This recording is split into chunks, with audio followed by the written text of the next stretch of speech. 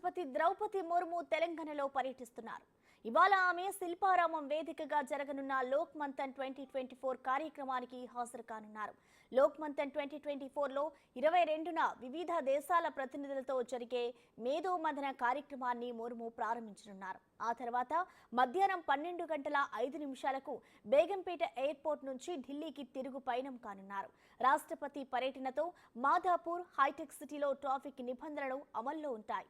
ఇక ఇవాళ మాధాపూర్లో డ్రోన్ ఎగరవేయొద్దని పోలీసులు స్పష్టం చేశారు.